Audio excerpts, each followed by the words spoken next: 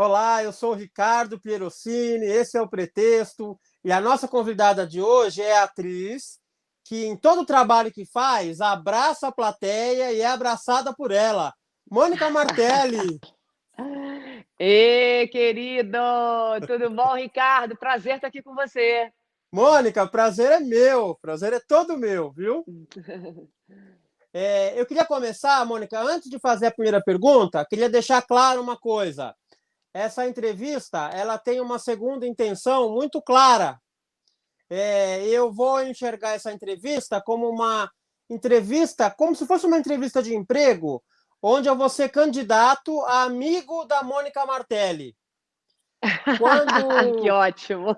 quando eu assisti ao filme Minha Vida em Marte, todas as entrevistas que eu vejo sua, eu converso com a minha esposa e falo assim, não, ela deve ser muito bacana, quero ser amigo dela. Lembra que o nome do Ai, que delícia! site é Pretexto, então a entrevista é só um pretexto para isso, tá? Não, teve um dia que eu achei que um dia até eu falei, gente, eu acho que eu tenho um cara de amiga, porque aonde eu vou, alguém chega para mim e conta a vida inteira. Entendeu? Eu falei assim, eu tenho um cara de amiga. Porque Isso é ótimo. teve um dia desse que eu tava em algum lugar, eu falei pro meu namorado, porque fulana contou isso pra mim, ela tá passando por essa dificuldade. Ele falou assim, mas como é que você sabe disso? Eu sou amigo dela há 40 anos, ela nunca me falou isso. E eu falei, amor, mas eu, com 5 minutos de amizade, estou sabendo de Pronto. tudo. Rápida, rápida. Pois é. Então, Mônica, ao final da conversa, lá no finalzinho da entrevista, você vai me dizer se fui aprovado ou não, tá bom? Tá bom, tá. Você é muito amiga do Paulo Gustavo, a gente vai falar sobre ele daqui a pouco, mas eu acho que você também poderia ter tido uma peça ou um filme chamado Minha Mãe é uma Peça. Eu queria falar um pouco da sua Com mãe, a certeza. Marilena Garcia. Uma figura, Nossa. né, Mônica? Ai, nossa, minha mãe é minha fonte de inspiração. Minha mãe é minha fonte de histórias hilárias na vida. Minha mãe, a narrativa dela sempre teve um humor. Eu acho que o meu humor tem muito a ver da forma como ela conta história, da forma como ela narra o que ela está passando. Então, assim, muitas vezes quando eu estou ensaiando, estava ensaiando a minha peça, tanto a primeira quanto a segunda peça, quando eu não sabia como falar aquela frase, aquela palavra, eu pensava, como minha mãe falaria isso aqui? Aí eu botava a entonação dela, a forma dela falar, porque ela tem uma forma engraçada e um tom crítico e um olhar inteligente para a vida. E fora que a trajetória dela é muito inspiradora para mim. Né? A minha mãe, ela foi a primeira vereadora eleita lá na minha cidade, lá em Macaé, interior do Rio de Janeiro, onde eu nasci. Ela se elegeu vereadora em 1982, foi a primeira eleição pós-ditadura. Era a única mulher eleita na região, a única mulher. Na época, eu sempre conto essa história que eu acho maravilhosa, a Câmara Municipal não tinha banheiro feminino, então ela fazia as sessões com pinico em cima da bancada para reivindicar o banheiro, né? Ali no plenário não tinha, porque nunca tinha tido mulher ali naquele lugar, naquele plenário. Então, e fora que ela lutou, né, contra todo um cenário extremamente machista, foram muitas lutas, né, para ela conseguir várias coisas que ela conseguiu para Macaé. Foram coisas importantes que ela levou para a cidade, e as causas dela sempre foram muito femininas, feministas. Então, eu tenho essa mulher como inspiração. E fora que na minha carreira, ela foi responsável para a grande virada da minha carreira. Porque quando eu estava lá, que a gente vai conversar sobre isso, mas quando eu estava triste, sem trabalho, mal, um dia ela virou para mim e falou assim: Mônica, o que você está esperando da vida? Que alguém tenha olhos para você? Não espere isso, minha filha. Mostra para o mundo quem você é. Não fique esperando que alguém tenha olhos para você. Pega um caixote, vai para a praça, sobe em cima e fala seu texto para o mundo. Conta a sua história para o mundo. Ali caiu a ficha para mim do que eu tinha que fazer. Então, já estou começando a falar isso porque é essa mulher, entendeu? Essa mulher que foi sempre incentivadora da gente buscar os nossos talentos, independente da carreira e do caminho que fosse. Isso que eu acho mais importante. É você incentivar e você potencializar o que você tem de melhor. Né? Entrando mensagem aqui que eu tirei. Opa, desculpa. Imagina. Então, e isso que é o mais interessante da vida, é você potencializar o que o outro tem de melhor. Então, eu acho que a grande contribuição que a minha mãe me deu, além da toda a inspiração e da referência que eu tenho nela, foi ela ter aberto os caminhos para eu poder entender e descobrir o meu talento.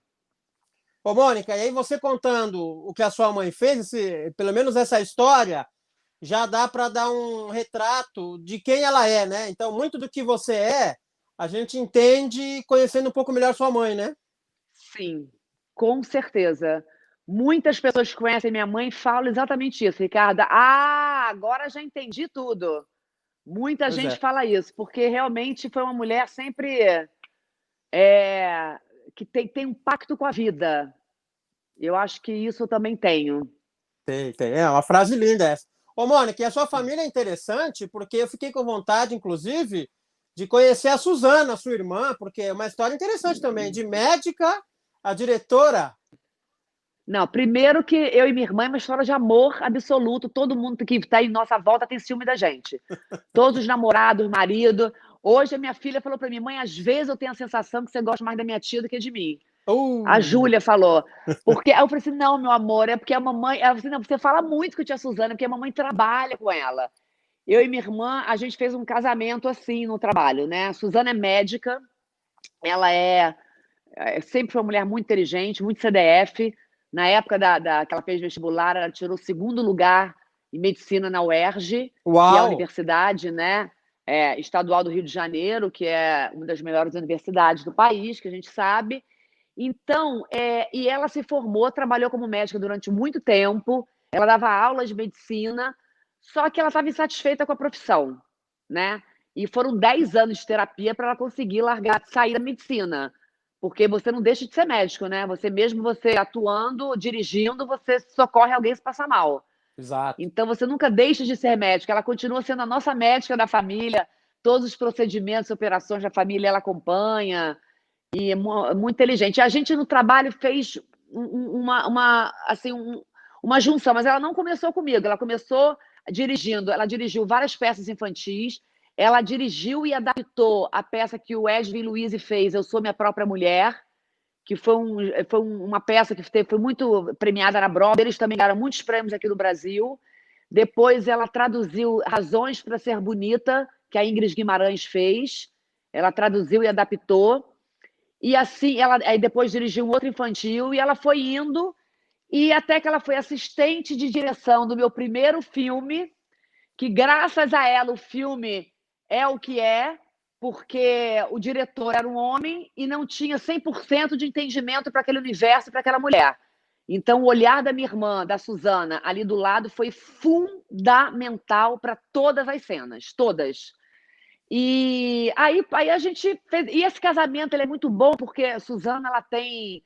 Ela é muito líder, ela é muito CDF, então ela comanda tudo muito bem. Então ela me dá as tarefas perfeitas. Então, assim, Mônica, olha só, amanhã a gente vai escrever tal e tal bloco. Então, tenta escrever isso, fazer aquilo. Então, a gente chega, ela fica sentada escrevendo, e eu fico em pé, criando, falando, e já li no dia anterior o que ela pediu para eu ler. Então, ela me organiza e eu crio. Então, foi a junção perfeita. Perfeito. Não, olha, família muito interessante, viu? Muito, muito, muito interessante. Vou ler É. uma frase agora de uma pessoa que você gosta muito. E foi madrinha aqui do nosso encontro. A frase é o seguinte: a Ah, amizade é o melhor e provavelmente o único antídoto contra a solidão. É uma frase da Marta Medeiros, né? Qual é a sua relação com a Marta é Medeiros, verdade. Mônica? Gente, a Marta, a gente se conheceu e a gente teve uma sintonia uma com a outra, foi uma identificação. A gente, 10 minutos depois de papo, a gente já estava contando a vida uma para a outra inteira, e tudo que acontece na minha vida pessoal, eu ligo para ela, mando mensagem. Quando eu fiz 50 anos, a mensagem mais linda que eu recebi foi da Marta. Ela mandou uma mensagem falando, Mônica, quando eu fiz 50 anos, eu recebi uma mensagem de uma mulher que falou para mim que a partir dos 50, a mulher estava com 70, a partir dos 50 anos começaram os melhores anos da vida dela. E hoje, você fazendo 50, eu queria te dizer isso, que são os melhores anos que começam agora. Foi uma mensagem tão linda, porque a gente vive numa sociedade extremamente machista, onde a mulher, quando chega aos 50 anos, é como se fosse ladeira abaixo, né? Você termina uma fase reprodutiva na vida, você entra num outro ciclo, numa outra vida, né? Numa outra fase da vida, e parece que você some, que você fica invisível, porque a gente vive num mundo que enaltece, né? Uma sociedade que enaltece a juventude. Então, assim, eu e a Marta, tudo que acontece na minha vida pessoal, eu conto para a Marta. Marta, como é que você tá? Como é que tá o namoro? Tudo a gente troca. É muito bom. E ter uma amiga como a Marta, com uma inteligência que ela tem, com uma sacação de mundo que ela tem, com o olhar que ela tem para a vida, nossa, é presente. É. E ela é generosa, ela é muito generosa. Eu também sou do fã-clube da Marta, viu? Muito. Mônica, mais alguém que você possa citar que você admirava antes e acabou conhecendo e se tornou amiga também? Deixa eu ver. Muitas atrizes, né? Atrizes que a gente é pequenininha e vai vendo aqueles atores, de repente está ali do meu lado. É, sei lá, várias. Laura Cardoso, quando eu fiz um trabalho com ela. Irene Ravache, quando foi fazer meu filme, ela fez uma participação. A Irene Ravache, eu sou tão fã dela. Quando ela estava fazendo meu filme, eu agradeci tanto a ela de ter feito a participação no meu filme. Que, sabe aquele tipo de atriz que melhora tudo que você escreve? O que ela faz fica maior, fica melhor. Eu lembro que ela estava ali naquela igreja, a gente gravando na igreja, né, filmando na igreja. Eu olhei para ela e falei, não acredito que essa mulher, que a vida inteira eu assim, sou fã, está aqui nessa igreja fazendo a participação no meu filme, que é a minha história, que eu escrevi. Então, assim, é muita satisfação, assim, é muita satisfação, é realização, né? Mônica, vou ler uma frase de um humorista americano. A frase é a seguinte: levei 20 anos para fazer sucesso da noite para o dia. Gente, isso é tão maravilhoso, porque quando a gente tem um reconhecimento profissional, quando a gente faz um sucesso, as pessoas não têm ideia do passado, que as pessoas contam a partir daquele lugar. Então, eu, com a minha peça, quando estreiei, inclusive você abriu a entrevista com a frase maravilhosa da Bárbara Eleodora, que é aquela crítica temida, para quem não conhece, é uma crítica de teatro que era muito temida no Rio de Janeiro, muito respeitada e muito lida. E ela falou, na crítica da minha peça, ela botou, né? Mônica, a atriz talentosa, abraça a plateia abraçada de volta. É lindo de morrer isso. Eu escrevi minha peça, estreiei nesse teatro pequenininho, Cândido Mendes, depois eu vou contar. E às vezes eu tenho a sensação que as pessoas acham que eu estava na praia e falei assim, gente, tô indo ali fazer um sucesso rapidinho e já volto. Isso, Beijo! isso. Então, assim, não é isso, exatamente. Eu levei 20 anos para fazer um sucesso de uma hora para outra. São muitos anos de caminhada, de frustrações, de medos, de inseguranças, de nãos e de ressignificação da vida e da carreira. Então, assim, essa frase é maravilhosa, porque é exatamente isso. As pessoas muitas vezes não têm ideia do que a gente passa até chegar naquele lugar onde a pessoa entrou em contato com o seu trabalho, a pessoa te descobriu, vamos dizer assim. Ô, Mônica, conta alguma história do Homens de Marte para trás. Porque do Homens de Marte para frente, a gente tem acompanhado, né? Mas eu queria que você contasse algum perrengue, algum episódio, alguma história que fez você quase desistir. Nossa, várias, gente. Bom, primeiro que eu fiz várias peças infantis, né? E quando a gente faz peça infantil, e tem um ator passa por uma fase que faz bicho. Eu não sei o que acontece. Eu fazia a galinha do Saltimbancos, que é maravilhoso, o Saltimbanco fazia a galinha. Sim. Eu tô falando de bicho porque na mesma época me chamaram para fazer a tartaruga na Angélica. Chamaram para fazer a cobra na Angélica. Era um programa que a Angélica tinha. Eu falei, gente, eu faço galinha final de semana, agora eu vou fazer cobra. É uma bicharada danada. Então, quando você faz teatro infantil, você, além de fazer a peça infantil, você sai fantasiada de bicho pelo shopping ou pela rua filipetando. Vai que alguém do Globo Rural te vê. Vai que alguém do Globo Rural... Mas o mais triste é que não passa um colega para falar, Mônica, calma, uma hora passa.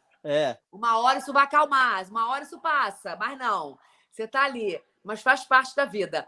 Aí, nessa época, eu fui chamada para fazer essa história, que eu sempre conto, que essa história é hilária. Eu fui chamada para fazer a cobra na Angélica. E quando eu fui chamada para fazer a cobra, era um videokê no programa da Angélica. Eu falei, gente, tudo bem. Todo mundo, todos os atores estavam fazendo bicho naquela época. Os atores, assim, meus contemporâneos, meus amigos, a Ingrid Guimarães, a Luísa Perissé, a galera toda. Aí eu fui chamada para fazer a cobra, o que eu pensei? Gente, tudo bem, uma cobra lânguida, vou lá fazer essa cobra, Claro. cachê, tá tudo tranquilo. E nessa época estava morando comigo o Marcelo Bochar, que hoje ele é diretor de teatro e ele é preparador dos atores da Globo hoje, né? Das novelas. Aí fomos nós dois, ele foi chamado para fazer o Pinguim. E aí fomos nós dois pro Projac e chegou lá, não tinha roupa da cobra. E eu deitei no camarim e falei, ai, gente, me dei bem, vou ficar deitadinha aqui, tranquila, vou ganhar meu cachê, não vou pagar mico, porque quando você vai para lá, tá disponível, foi o problema deles, erro deles de figurino, então eu vou ganhar meu cachê, mas vou ficar aqui quietinha. E o Marcelo, já vestido de pinguim, já super deprimido, o Marcelo fazia teatro cabeça na época, Gerald Thomas, entendeu? A pessoa lia Nietzsche em casa, então estava ali deprimido, vestido de pinguim.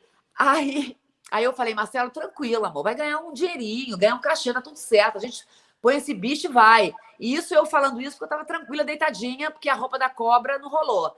Aí, de repente, entra no camarim a figurinista. Quem é a cobra? Eu falei assim, eu. A cobra caiu, você agora é tartaruga. Aí entra um casco de tartaruga gigantesco. Aquela roupa de tartaruga, aquela cabeça, quando enfiaram a cabeça, a minha orelha virou, só ficou um pedacinho de rosto lá de fora. A pata da tartaruga era uma pata enorme, não conseguia ter acesso a nada. Eu estava assim com a pata da tartaruga. Aí eu, olhando para o espelho, super deprimida, o pedacinho de rosto que sobrou da tartaruga, eles pintaram de marrom. Aí, graças a Deus, hoje em dia eu dou graças a Deus. Na época eu fiquei deprimida, porque na época eu queria que aparecesse pelo menos alguma coisa. Hoje em dia eu dou graças a Deus, gente, ninguém me reconheceu ali. Aí eu lembro que eu estava vestida de tartaruga, com a cara pintada de marrom, a pata da tartaruga aqui do lado, olhando para o espelho, Marcelo do lado de pinguim. Eu lembro que eu virei para ele e falei assim, Marcelo, ele, oi, olha só, não rolou pra gente a carreira. A carreira pra gente não rolou. Vamos pensar em outra coisa, tudo bem, a gente tentou, mas não rolou. Vamos pensar pra gente outra coisa.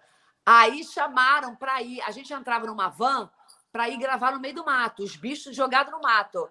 Aí, na hora que chegou a van, eu fazia dupla com o macaco. Os bichos faziam dupla. Aí a tartaruga não entrava na van, porque o casco era enorme. Aí o casco da tartaruga não entrava na van. Aí quando eu falei, gente, esse casco é acolchoado, eu vou me jogar. Vou cair em cima do casco. Aí eu me joguei de lado. Nisso que eu me joguei de lado, a cabeça da tartaruga me enforcou. Aí eu falei, macaco, não tô legal. Eu não sabia que era o macaco, porque o macaco já chegou macaco. Eu não sabia que era a ator que estava ali debaixo do macaco, entendeu? Aí eu, macaco, eu não tô legal, eu não tô legal. E o macaco rindo, achando que era sacanagem minha. E não era, eu estava realmente com pressão baixa, passando mal. Eu fiz a tartaruga, voltamos eu e Marcelo. A gente foi do Projac até o Leblon, onde eu morava. Muda, sem falar nada, os dois traumatizados. Repensando a carreira. E a gente falando, cara, vamos tentar outra coisa. De repente, a gente tem que abrir uma franquia. Sei lá, uma franquia de uma loja, ou então de um suco. Franquia de uma loja, de alguma coisa. Vamos repensar, fazer uma outra coisa. A gente está insistindo. A gente está nadando contra a maré. Então, isso tudo eu estou falando porque na caminhada da profissão, além de você passar por trabalhos que você fica frustrada, que não é aquilo que você quer, não é aquilo que você deseja, você também pensa em outras coisas, você desiste, você se frustra, mas você volta, entendeu? Eu sempre falo para minha filha isso, meu amor, a gente cai, mas a gente levanta, é que nem criancinha, bebê, quando está engatinhando, ele quando está começando a andar, o que ele faz? Ele levanta, 2 passos, cai. Você imagina só se o bebê, o primeiro tombo, ele desistir de andar. Vai desistir de andar. Então, a gente cai, a gente levanta. A gente cai, a gente levanta. E é assim que eu tenho levado a minha carreira, a minha vida. Às vezes, esses tombos, eles são dolorosos. Às vezes, eles causam angústia. Às vezes, te dá medo. Às vezes, você fala, cara, o que eu estou fazendo? Eu acho que não está rolando. Eu acho que eu estou... Enfim, são várias questões, né? Que os medos trazem, né? Mas eu acho que faz parte também da caminhada, esses medos. A gente não pode paralisar pelos medos, né? Os medos não podem nos paralisar. E olha que você falou de cair e levantar, é verdade, né? Acho que acaba acontecendo na carreira de muita gente, mas levantar com o casco de tartaruga é um pouco mais difícil ainda, né? Quer dizer, Amor, mostra a sua persistência eu mesmo, né? levantei com casco de tartaruga, eu levantei, imagina, vários trabalhos. Esse é um que eu estou citando aqui, foram vários. Foram várias peças, participação. Eu fiz Zorra Total durante muito tempo. E Zorra Total é ótimo. Eu tenho vários amigos hilários, talentosíssimos que fazem Zorra Total. Só que eu sou da época do Zorra, que era uma época de um humor muito machista. Então lá era só piada de mulher gostosa, negro ou em cima de gay. Então, eu sempre ficava no canto de mulher gostosa, eu não tinha oportunidade de fazer nada. Então, eu era frustrada ali também, não era o meu lugar. Só que eu não sabia que lugar que eu tinha que ocupar. Eu fiquei perdida, porque além de você... Eu acho, Ricardo, que uma das coisas mais difíceis na vida é a gente descobrir o que a gente deseja, o que a gente quer. Isso é uma das coisas mais difíceis. A partir do momento que você entende o que você deseja, dentro desse caminho que você escolheu, também tem as dificuldades. Uhum. Também tem um leque que se abre, entendeu? Então, dentro da minha profissão, eu fiz direito eu sou jornalista formado, fiz jornalismo. Então, assim, eu demorei um tempo para realmente falar, vou ser atriz, né? Mas, depois que eu decidi ser atriz, dentro da carreira de atriz, eu fiquei muito perdida também dentro da própria carreira. Porque eu saí da CAL, que é o Centro de Arte Laranjeiras, que é o curso onde eu me profissionalizei. Eu saí de lá, fui fazer a Oficina da Globo, depois fui fazer o programa do Chico Anísio, e eu fazia vídeo, da época era videocassete, desculpa, toda hora era videocassete para levar para produtor de elenco, fazia teste, produtor de elenco, fita, fazia teste, produtor de elenco, fita, fazia teste. Então, eu estava muito seguindo, acho que um caminho padrão, que não era o meu caminho. E dentro do humor, eu não era vista como humorista, porque eu tenho um humor muito peculiar, eu tenho um humor muito meu. Eu sou uma atriz com tempo de humor. Eu acho que eu descobri um caminho meu de fazer humor, que é humor de situação, que é você rir daquela situação, não é fazer a piada, tanto que no meu filme não tem piada. Não tem. As piadas são de situação. Se você ler, se eu te mandar o texto para você ler, não tem tanta piada. Minha Vida em Marcha tem mais piada, porque a gente escreveu junto com o Paulo Gustavo e a gente escrevia as histórias, e ele vinha com as piadas maravilhosas, mas as piadas também só acontecem porque estão em cima de uma situação. As piadas são contextualizadas, tanto que ali não tem nenhum improviso. Ali tudo é texto, ali é roteiro, pensado, elaborado e feito. Então, também foi difícil me encontrar ali dentro do humor. Eu fazia Zorra Total, eu tentava fazer cenas ali, mas não rolava. Aí eu fui fazer uma novela, fazer uma secretária, que era secretária toda arrumada, bonita, chique. Ô, Mônica, eu vou falar uma frase, você completa, por favor? Completo. Doutor Arnaldo, Dona Branca está... Na linha C. Ah. Eu passei... Olha, eu fui fazer essa novela por amor. Quando eu fui chamada para fazer essa novela, eu quase me despedi dos amigos, tipo, gente, fui. Novela das 8, rolou para mim, aconteceu. Beijo. A vida sorriu para mim. A vida sorriu, amor. Beijo, gente. Tô indo. Eu fui, gente. Rolou para mim. Foi quase isso. E eu passei 8 meses falando assim, essa frase. Doutor Arnaldo, Dona Branca na linha C. Eu só mudava a intenção. Doutor Arnaldo, Dona Branca na linha C. Doutor Arnaldo, Dona Branca na linha C. Eu só mudava de intenção para ver se alguém via talento em mim. Entendeu? Então, e eu fazia aquela secretária bonita, né? Arrumada. Então, também estava ali aquém do que eu poderia. Só que, quando lá no início da nossa entrevista eu falei do que minha mãe virou para mim e falou, Mônica, o que você está esperando da vida? Eu fiquei esperando durante muito tempo alguém ter olhos para mim. Sabe? Eu fiquei esperando durante muito tempo alguém me descobrir, imagina. Quando alguém me perguntou, Mônica, quem te descobriu? Quem descobriu? Quem me descobriu fui eu mesma, eu que me descobri. Entendeu? Eu fiquei muito tempo esperando esse olhar de fora, que a gente quer ser aprovado o tempo inteiro, né? A gente quer ser aprovado por todo mundo, a gente quer ser aprovado desde pequenininha, a gente quer ser aprovado pelos nossos pais, e a gente continua na vida querendo ser aprovado, é inferno isso. Mas aí foi aí que minha mãe entrou, porque eu estava num caminho que eu dentro ali dentro eu estava perdida na minha profissão, eu não me encaixava em lugar nenhum.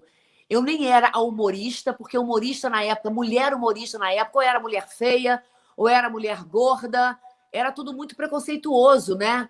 Era piada em cima de mulher feia, piada em cima de mulher gorda, piada em cima de mulher gostosa, preto e gay, era isso.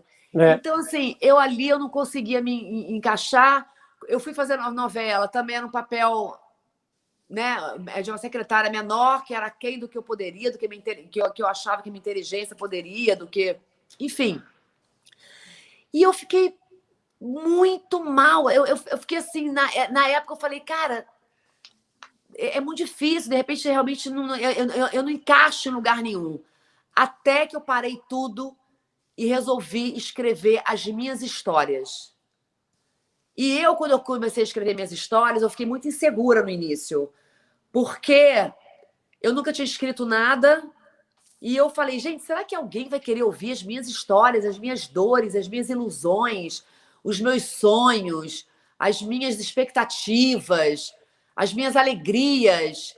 E foi aí que minha mãe falou aquela frase para mim, vai para a rua e mostra quem você é. Foi ali que caiu a minha ficha, quando minha mãe falou, para de querer que alguém tenha olhos para você. Vai para a rua e mostra para o mundo quem você é. Foi ali que eu entendi que eu tinha que dirigir meu carro, que eu tinha que tomar conta da minha vida e não ficar esperando alguém ter olhos para mim. Aí eu fiquei 1 ano escrevendo a minha peça, estreiei nesse teatro pequenininho, no Teatro Cândido Mendes, em Ipanema, no dia 14 de abril de 2005. No teatro, eu fiz livros de ouro com a família para poder me ajudar a montar a peça. Estreiei, 1 semana depois já era lotado. Aí veio a crítica da Bárbara Leodora, e eu lembro quando eu comecei a fazer 2 sessões por dia. E eu lembro quando eu entrei no teatro para fazer a segunda sessão, às 11 horas da noite, o figurino molhado da primeira sessão. Eu lembro quando eu entrei e aquele teatro lotado, as escadas lotadas. Eu lembro quando eu tive a minha primeira sensação, meu Deus, eu acho que as minhas histórias e minha peça é um sucesso. Foi a minha primeira sensação que eu tive. Ali me deu confiança. Ali me deu... A minha autoestima cresceu. Porque é o seguinte, eu nunca tive autoestima alta. Às vezes as pessoas falam assim, Mônica, não é possível, você não tem autoestima alta, não. Nunca tive. Meu problema sempre foi esse. Eu sempre trabalhei na minha terapia isso, autoestima, porque eu nunca tive autoestima alta. Eu não sei se é porque eu sou filha, são 3 filhos e meus irmãos são muito CDFs, e eles sempre souberam o que eles queriam ser. E como eu fiquei perdida há muito tempo, eu acho que isso atrapalhou minha autoestima.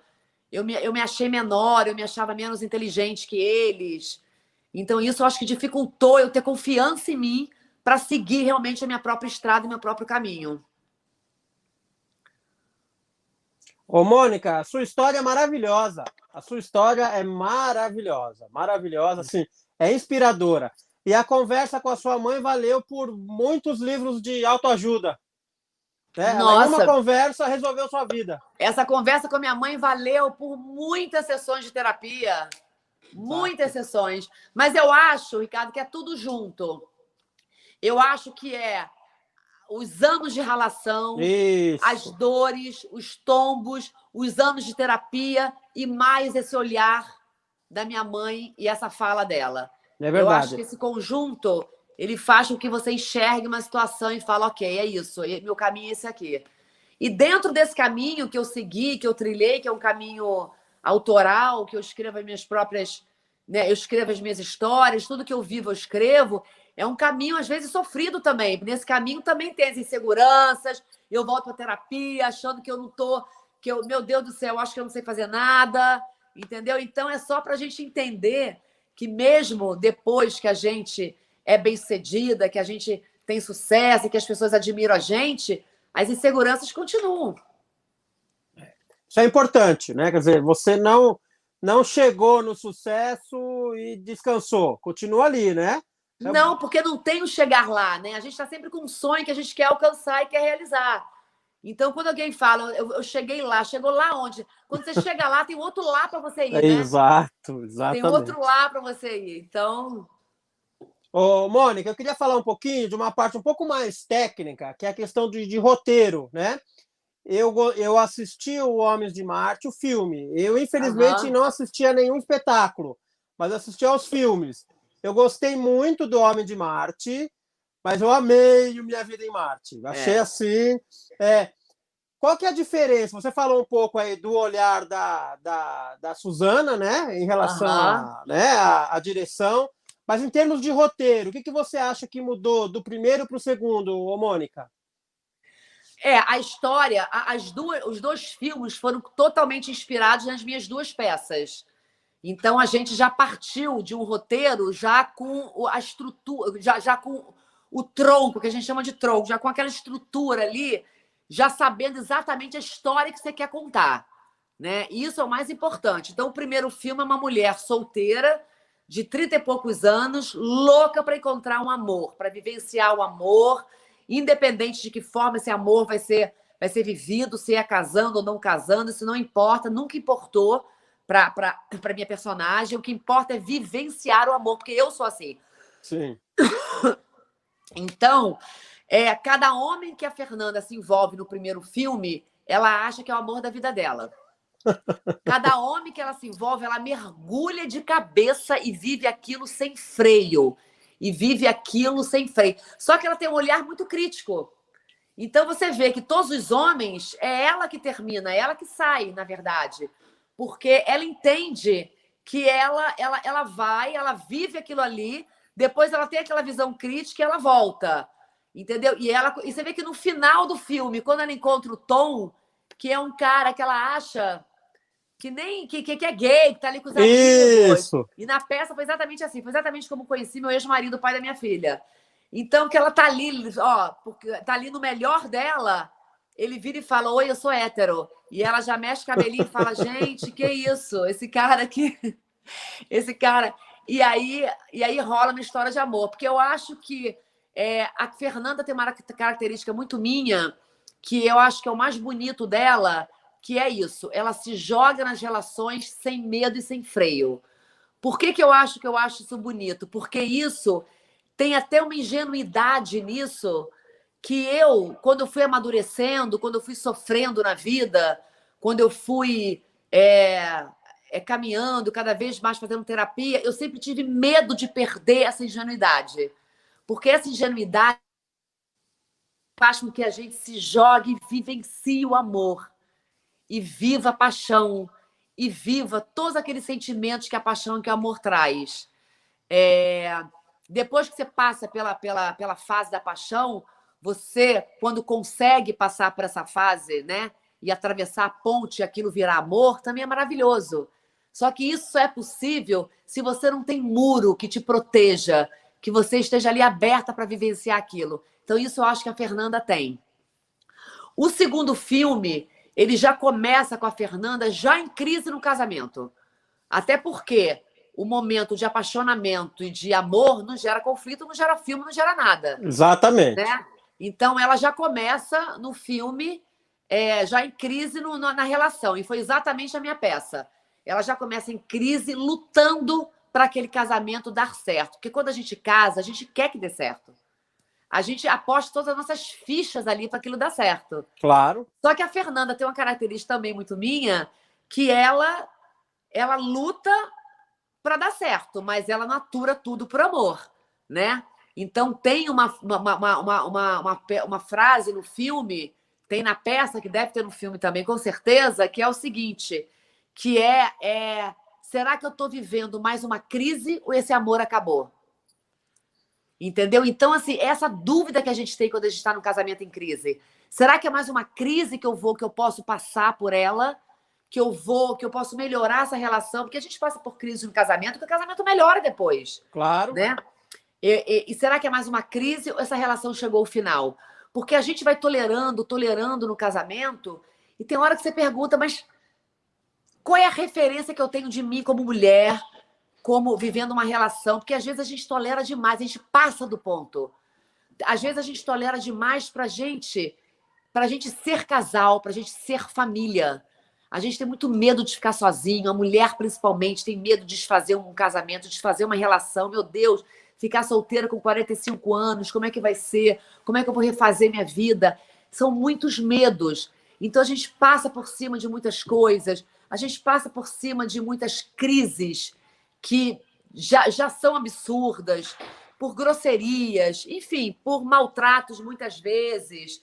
A gente passa por cima em nome da família. E isso, gente, eu passei também, todo mundo passa, porque é assim que é. Só que a Fernanda tem uma hora que ela tem, como eu também na vida, eu tenho um pacto com a alegria, com a felicidade. Eu não consigo viver mais na crise do que bem. Entendeu? Quando a relação, quando aquela balança... Porque casamento é uma gangorra. Uma hora você está bem, outra hora você está mal. Você vai administrando. Mas o saldo tem que ser positivo, né? Mas o saldo tem que ser positivo, entendeu? Então, quando você está muito infeliz já, você já não tem mais desejo sexual no marido, você já não admira aquela pessoa, porque eu quando estava casada, eu ficava pensando, né? Quando eu estava tentando sair da crise e que já tinha tido a ruptura da admiração, eu ficava tentando lembrar quando foi essa ruptura dessa admiração. Porque quando acaba a admiração, aí ferrou. Aí, para mim, ferrou. Eu não consigo mais. Eu preciso admirar aquela pessoa. Concordo plenamente. Até a amizade, né, Mônica? Também, amizade, mesma coisa. Eu acho que o erro dos casamentos é porque a gente tem que ter vários casamentos dentro de um casamento. Isso. Entendeu? Eu não tenho como ser a mesma pessoa que eu fui há 10 anos atrás, há 20 anos atrás. Não tem como. Tem que ter vários pactos, tem que ter vários casamentos dentro do mesmo casamento. Eu acho muito triste a pessoa que tem um casamento só. Mesmo dentro de um casamento só, entendeu? Você tem que ter vários casamentos, eu acho. Então, o segundo filme trata disso. O segundo filme trata... Eu sou de uma geração que sempre colocou a felicidade em cima das relações amorosas. E a Fernanda, como eu também, eu descobri quando me separei como eu fiquei feliz sozinha. Eu tenho tanto prazer na minha vida, eu tenho prazer nas coisas que eu faço, ir à tarde para um café, tomar um café sozinho, eu tenho prazer, ir para o cinema, ir viajar, eu tenho prazer comigo, eu tenho prazer em mim. Agora, é claro, Ricardo, que eu tenho prazer em mim, porque foi uma investigação de anos, né? Foi um investimento de anos em mim mesma. Terapia e leitura, entendeu? Foram muitos anos de investigação. Minha filha chegou aqui de repente. Foram muitos anos de investigação, de investimento em mim. Então, eu lembro que eu fui até fazer o programa do Bial, que ele falou: você está solteira? Eu falei assim: eu estou solteira. Eu estava com 50 anos, estou com 52 agora. Eu falei assim: eu estou solteira. E eu falei: eu estou tão feliz solteira que eu estou preocupado com quem vai chegar para acabar com essa felicidade. Porque relacionamento tem sempre um pepino para se resolver. Só que eu me apaixonei aos 50 anos e, de novo, eu descobri que eu não perdi aquele frescor, aquela ingenuidade de me jogar numa relação e viver aquilo tudo de novo. Esse lado criança, que a gente chama de criança de uma forma pejorativa, que é a melhor coisa que a gente pode ter na vida, a gente não perder esse frescor, eu acho que eu não perdi. Graças a Deus. Assim, aparentemente, não perdeu mesmo. Eu não sei nem se eu respondi a sua pergunta sobre o roteiro. Então, assim, então a diferença que tem de adaptar o roteiro do filme, da peça para o filme, é que a peça é um monólogo. Todas as histórias que você viu nos dois filmes, elas são contadas. Eu conto sozinha no palco. E no filme, esses personagens se materializaram, né? Eu tive que escrever, a gente escreveu para eles. E quando eu falo que a minha irmã faz uma total diferença, porque cinema, o olhar de diretor é que conta. Então, por exemplo, você tem uma cena, tá? Vamos pegar o primeiro filme, a cena do Robertinho, em que ele propõe a suruba. Sim. O que importa naquela cena né? Aquela cena, o objetivo daquela cena é você mostrar a decepção e a tristeza da Fernanda. Se o diretor resolver focar e colocar a câmera dele valorizando, por exemplo, o Roberto, a outra garota que chegou para poder fazer homenagem que ele tanto queria, se a gente focalizar, se a gente focar ali e a maior parte da cena ser aquilo, você perde o objetivo da cena. O objetivo da cena é aquela mulher romântica que esperava ser ali pedida em casamento, porque a mulher carrega esse romantismo dentro dela. A gente tem, eu acho que os homens também, sabia? Os homens é que falam menos disso. Os homens também são românticos. Eu tô namorando um homem totalmente romântico agora. E ela tá achando que vai ser pedida em casamento e ele propõe uma homenagem. Ele propõe uma suruba. Então, o que importa naquela cena é a carinha dela. Dela, então, exatamente. Isso é que o cinema, isso é que o diretor tem que entender a tua história. Porque se ele não entender a sua história, a câmera não vai valorizar o que você quer contar. É verdade, é verdade. Entendeu? Então, isso é o grande diferencial de você ter uma direção que entenda a sua história. Então, por isso que eu acho que foi fundamental a minha irmã, que é uma mulher, o olhar feminino no primeiro filme. No segundo filme, ela fez o roteiro, dirigiu, aí estava tudo na mão dela. Segundo filme, Mônica, eu assisti num sábado à noite com a minha esposa, de madrugada, assim, né? E a sensação, quando acabou, eu tive vontade de ligar para muitos amigos. Porque é um filme que estimula a amizade. A amizade. É um filme, não é? Então, tanto que eu fiz isso no dia seguinte, fiquei ligando, tal, porque é um filme que você acaba bem, né? É uma homenagem à amizade. Isso. Porque ali é o seguinte, tem uma hora que ela na praia, ela vira pro Aníbal e fala: eu quero me apaixonar de novo, eu amo estar apaixonada. Mas eu tô tão feliz aqui nesse momento com você. Você valorizar os momentos com os amigos. Parar de ficar projetando tudo em cima de relação amorosa.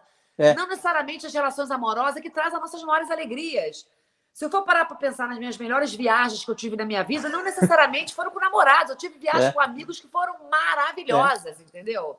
Não, e ali, Mônica, a Fernanda, né, e o Aníbal são a verdadeira história de amor do filme, né? A são verdadeira amigos, história né? de amor. História de amor. Ô, Mônica, se não fosse você, quem você escolheria para interpretar a Fernanda? Difícil, né? Eu não tenho resposta para isso, tá? Você tem? Não tenho. Eu também não. Ai, meu Deus. Você sabe que eu já procurei uma atriz na Argentina, né, para fazer Os Homens São de Marte, minha primeira peça, e foi difícil achar quem que eu escolheria para fazer. Uma atriz que tem humor.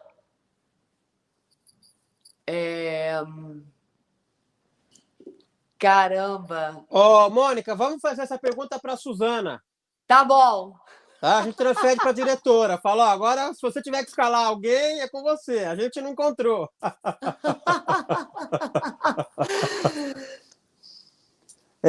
Queria falar um pouco agora de uma grande amizade sua, uma grande amizade de alguém famoso, que é o Paulo Gustavo, né? Sim. No começo da quarentena, eu assisti uma live que vocês fizeram.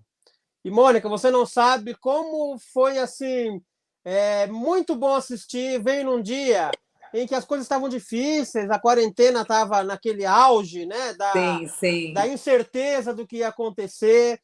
E a conversa de vocês dois me fez muito bem. E pelos comentários que eu li depois, não fui só eu. Queria que você contasse um pouco a importância do Paulo Gustavo na sua vida. Olha, eu e o Paulo Gustavo, ali foi encontro de almas, assim. Eu sempre falo, sabe aquele amigo que você liga, que você não dá nem oi, tudo bem? Como eu falo com ele o dia inteiro, inclusive eu já tenho até ligado para ele, que ele vai me ajudar no negócio. Hoje eu ajudo ele, a gente se ajuda o dia inteiro, a gente fala o dia inteiro, a gente tem ideia o dia inteiro. É aquele amigo que você liga e fala, olha só, você acha que esse óculos chamou em mim? Ele fala, não, tá horrível, tá parecendo um óculos de mergulho. Então, ele é aquele amigo que você não dá nem oi, tudo bem. É que nem minha irmã, é que nem irmão. O Paulo Gustavo virou irmão. É muita intimidade. Muita, muita, muita, muita, muita intimidade. E o Paulo Gustavo, ele é uma das pessoas mais generosas que eu conheço.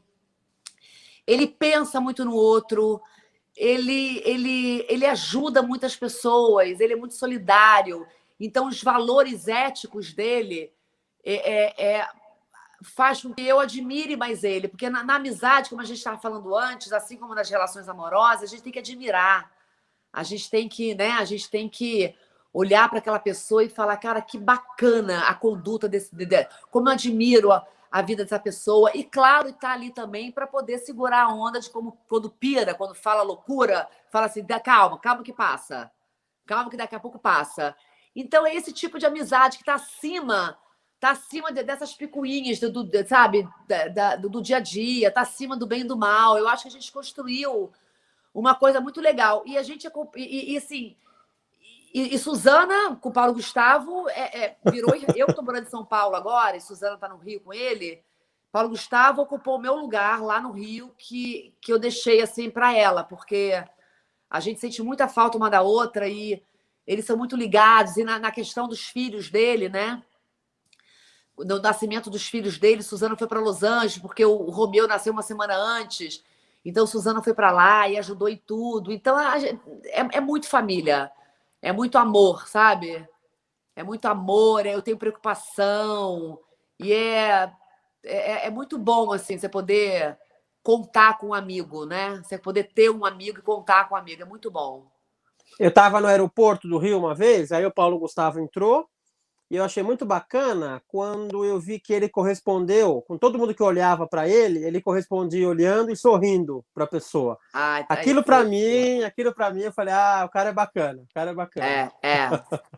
Não, ele é muito legal. Se ele não fizer isso, ou se ele estiver muito mal, com dor, sei lá, com labirintite, Sim. Entendeu? Mas, fora isso, ele é muito, muito bacana. Mônica, além dele, quem te faz rir? De amigos? Pode ser qualquer pessoa. Olha, minha filha me faz rir muito. O meu namorado me faz rir muito. Isso, inclusive, uma das coisas para mim é o seguinte: se alguém me perguntar o que você mais admira, os seus requisitos de um homem, para mim, primeiro é o humor. Uma pessoa sem senso de humor não dá para conviver comigo. Não dá, né? Não dá. Não dá. Muitos amigos me fazem rir. A Ingrid Guimarães me faz rir muito. Figura hilária. Deixa eu ver. Daqui a pouco, quando a gente acabar aqui, eu vou lembrar de um monte de gente falar: ai, meu Deus, por que eu não falei? Ai, meu Deus, por que eu não falei? Não, mas você já citou, é importante já, são pessoas importantes. Projeto novo chegando aí no GNT? Sim. Tem um programa, que eu vou fazer o piloto ainda do programa, não falei nada dele para ninguém ainda. É um piloto de um programa, não é dramaturgia, não é ficção, é um programa de entrevistas também, e é só sobre relacionamentos. Que bacana! Então, a gente vai abordar vários temas de relacionamentos, vários. O que você espera de uma relação, apaixonamento, traição, tudo, casamento, crise, tudo. Cada programa vai ser um tema. Vai ser muito legal. Depois eu volto aqui para te contar mais novidades quando estiver mais estruturado, mas acho que vai ser bom. Promete, dentro da praia que eu mais gosto de falar, né? E relacionamento está sempre ajudando a gente. O tempo inteiro. A gente vê um filme de relacionamento, te ajuda, você cai uma ficha, nossa, claro. Uma personagem fala uma coisa, ou diz uma coisa, né? Você fala, gente, tá aí, entendeu? Então, eu acho que falar sobre relacionamentos tá aí. Tá sempre na ordem do dia. Mônica, a nossa conversa chegou ao final, mas antes de encerrar, estou até com medo de perguntar se eu fui aprovado ou não na nossa pretensa nova amizade. Eu vou dar minha cartada final. O site chama Pretexto, não é à toa. É um pretexto para eu conversar com pessoas que eu admiro. A gente não estaria tendo essa conversa se não fosse o pretexto do site. Então, o que eu fiz? Eu escrevi um texto para você eu trabalho como escritor, né? Então eu escrevi um texto para você, escrevi rápido aqui, um pouquinho antes da gente começar, mas eu não queria encerrar a nossa conversa sem esse texto que eu fiz para você, tá bom? Que lindo, tá? Claro, que máximo. Vou ler para você. Para Mônica Martelli.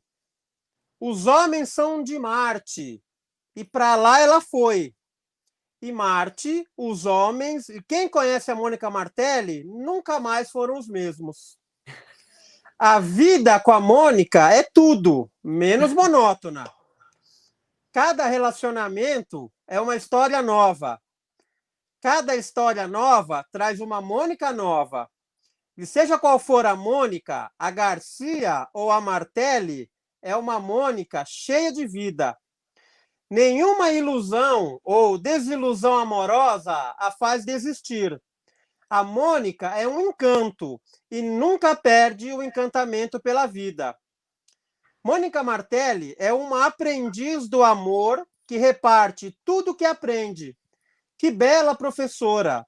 Que teve uma bela professora, Marilena, a mãe, a primeira e principal mestre de sua vida. E se gentileza gera gentileza, mulheres fortes geram mulheres fortes. Marilena gerou Mônica e suas irmãs, todas fortes, todas por uma e uma por todas. E nessa transmissão do DNA da luta para ser feliz, a pequena Júlia provavelmente levará adiante a dinastia das Garcia. Mulheres que amam, lutam e amam lutar. A Mônica foi a Marte, mas ela não é de lá. É de outro planeta. Ela é do planeta chamado afeto.